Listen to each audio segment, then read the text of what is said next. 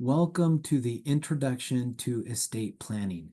My name is Jeremy Eveland. I am an attorney, and today I'll be talking with you and showing you what is estate planning and why you perhaps want to be involved in planning your estate. The truth is, I want to prepare you so that you can prepare for your eventual death. Everybody's born will die. And in this life, if you live in the United States and you don't have an estate plan, that's okay. The government has a plan for you. It's called the intestacy code or the intestacy statute that is in your state. Every state in the United States has a code section, probate code section. Sometimes they've adopted the uniform probate code or not. And it will say where your stuff goes when you die if you don't have an estate plan. But if you care about your things and you want them to go to certain people, perhaps your children, or perhaps a charity of your choice, then you're going to want to have these types of vehicles, these types of documents to plan your estate. And you'll see here that there is a last will and testament, a revocable living trust, durable power of attorney, and healthcare directive. And we will talk about each one as we proceed forward in this workshop. The first document, of course, you've all heard before, it's a last will and testament. It is a legal document that outlines how a person's assets and their affairs will be handled after their death. So you put down who do you want to receive your house? Who do you want to receive your money, your bank accounts? Who do you want to receive your family heirlooms if there's something that you want passed on? The will is the document that does that. Wills, when there is a will also need to be probated. Probate is the process of the court getting someone else the ability to sign their name as if they were you. Probate is when we need your signature to transfer ownership of an asset, and you're not there to sign your name. Think of a car title, think of the title to a house. In order to transfer ownership of a house, you have to sign a deed. Title represents ownership. When you sign that deed, you then effectively transfer the ownership of the house to somebody else. Deed represents ownership. So it's the same idea. If you're not there to sign the deed because you've died, then we need to go through court or probate to give someone else the authority, someone else to be what's called either an executor or a personal representative of your estate, the ability to sign a document for you since you're not alive to sign it. So without a will, your assets may be distributed according to the intestacy code, like we've talked about. So you may want to have a will. We always do a will in estate planning, unless, of course, you don't want to plan your estate. A will, even if you do a trust, we want to do a will because we want to have the will as a backup if we forgot to put something into your trust. So remember, think of the trust as like a bucket or the ability to administer all of your assets. If you forgot to put something into the bucket while you're alive, we can do that with last will and testament saying, oh, you know what? I meant to put it in the trust. If I forgot to do that, please do it for me. So that's why we have a last will and testament. So those are the key elements that you need to address in a will. You want to make sure you appoint an executor or personal representative, depending on the state that you're in. Beneficiary designation. Who is going to get your stuff? Do you want it equally divided? Do you want certain shares? Do you want certain amounts to be withheld at a certain time? What do you want them to do with it? Are there specific bequests that go, perhaps a grandmother's wedding ring or something like that? And if you have minor children, who do you want to be in charge of your kids if you've passed away? Is it your brother? Is it your sister, your aunt, your uncle? You need to know who's going to be in charge of your kids if you die and they're not adults yet. So that's things you should address in your will. Next, we'll talk about a trust. Now, typically, we set up in estate planning what's called a revocable living trust. A revocable living trust can be altered or revoked during your lifetime. As long as you have your wits about you, you have what we call mental capacity, and you have the ability to administer your assets while you're alive. Now, once you are incapacitated or you pass away, then you cannot revoke or change the trust. Okay, there's also other kinds of trusts. There's charitable remainder trusts, spendthrift trusts, there's asset protection trusts, there's irrevocable trusts. All of these things have different elements to them. But today we're talking about estate planning. So we're going to want to use a revocable living trust. Like I talked about before, a trust is like a bucket. The trust owns everything. So you put all of your assets into that bucket and it safeguards them and secures them. Now, if you have all of your assets into a trust when you pass away, you don't have to go through probate court, or I should say your estate does not need to go through probate court to be probated, because all we have to do is a legal document in my office that's called an affidavit of successor trustee. And that successor trustee now has the ability to sign your name on your title to your house or the title to your vehicle and transfer assets according to the terms of the trust. So that's why trusts are so important. Trusts are private documents. They're not typically released to the public. They're not recorded in the county recorder's office, at least in Utah, they're not. And they don't get filed with the court unless there is a dispute about your trust, at which time it would probably need to be disclosed, filed with court, and become a public record, which things we try to avoid if we can. So what will a will do that a trust doesn't? Or what does a trust do that a will doesn't? It avoids probate.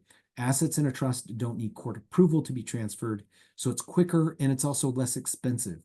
Also, I've talked about briefly privacy protection because trusts are not public records, so they keep things confidential.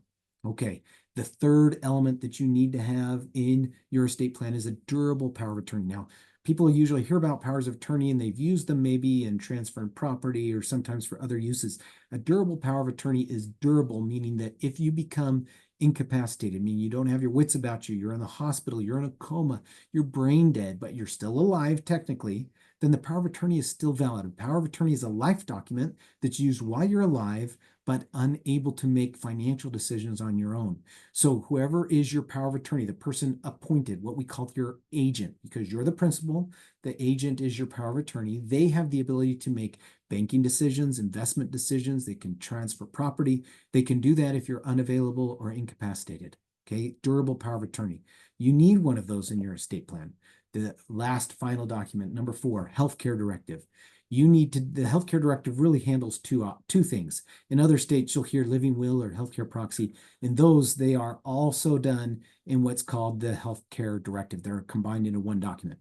So specifically, it outlines what your preferred treatments are, life-sustaining measures. If you heard of the Terry Schiavo incident, what happened many years ago in Florida, they did not have a healthcare directive or a living will or healthcare proxy put in place. So there was a court battle between the husband and the parents of Terry Schiavo. And you don't want lawsuits involved in your estate. That's why we do estate planning. So living will, you can say, I want to get medical nutrition. I want to receive treatment. I want to receive hydration. I want to receive food if I'm in a comatose state. Or you can say, no, I don't. I don't want to prolong the moment of my death.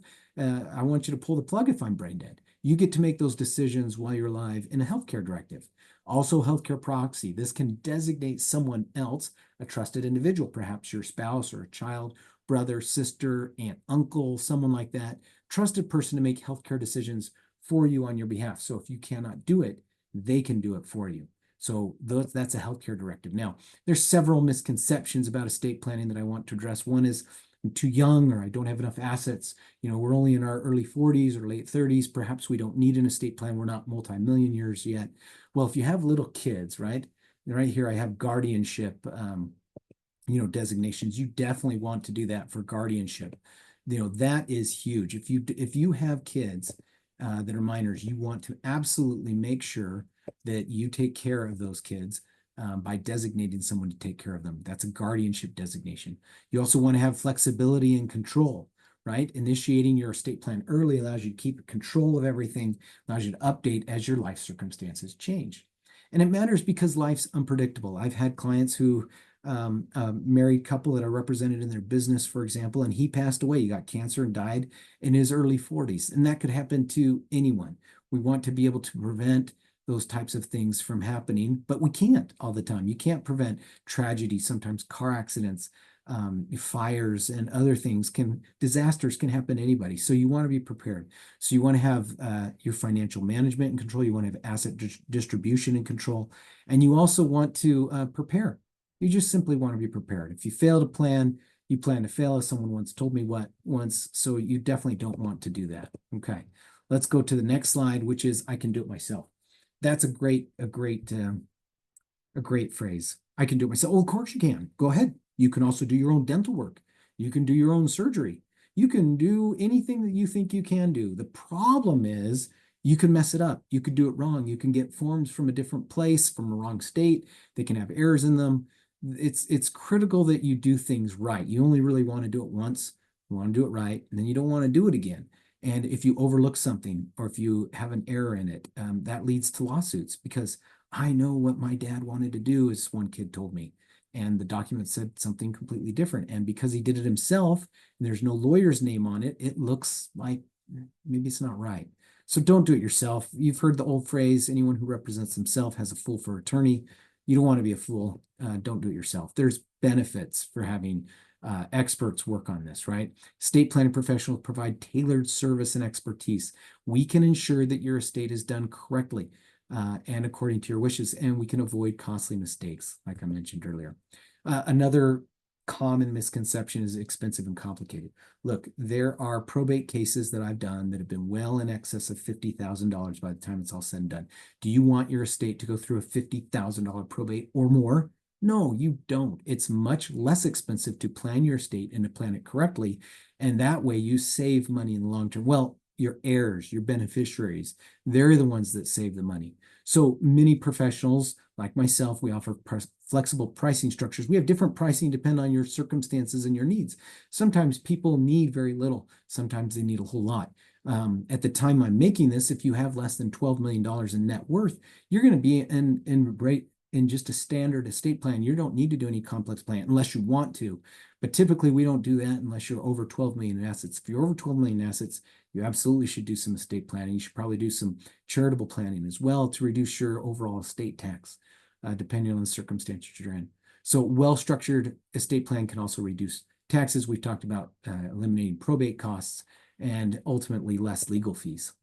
We can simplify the process. We have processes in place to make sure that it's done correctly, and we walk people through the process.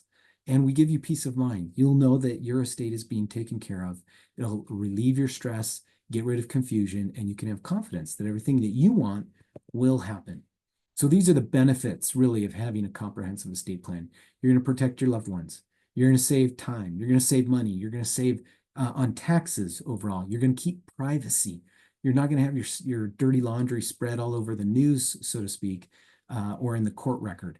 And then preparing for the unexpected. Like I said, I've had clients die at an early age. Nobody wants that, but you need to prepare for the unexpected just in case. This is a bonus slide here. Anyone and everyone can set up an estate plan, but not everyone can fund it properly.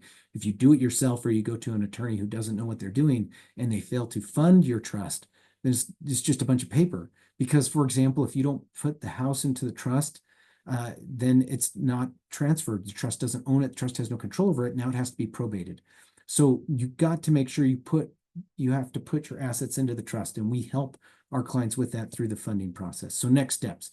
If you are interested in learning more and moving forward with your estate plan, we have some forms you can fill out. If you're single, you can go here. Single means divorced or widowed as well.